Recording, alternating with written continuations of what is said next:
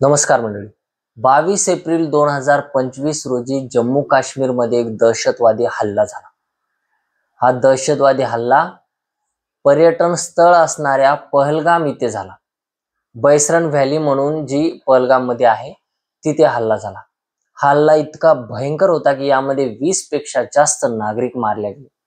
यामध्ये 2 विदेशी नागरिक होते, एक इस्रायल आणि एक इटलीचे.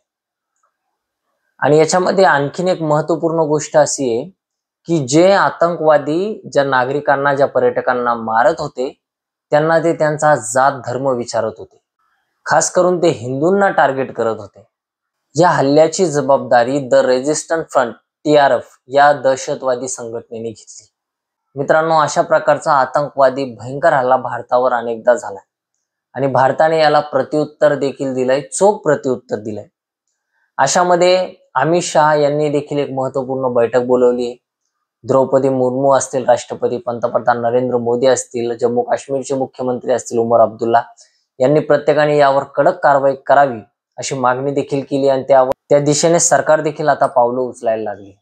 जम्मू काश्मीर पाठोपाठ भारतात कुठेही असा हल्ला होऊ शकतो, त्यामुळे भारतभर याची दखल घेण्यात आली आहे. दिल्लीमध्ये कडक बंदोबस्त करण्यात आला. अनेक पर्यटन स्थळं तेथे देखील कडक बंदोबस्त करण्यात आलाय आणि सरकारने असं वचन दिलं की याचा बदला जरूर घेतला जाईल आणि लवकरच ज्या कोणत्या आतंकवाद्यांनी हे काम केलंय त्यांना मृत्यूदंड दिला जाईल, त्यांचा खात्मा केला जाईल असं सरकारकडून सांगण्यात आलंय.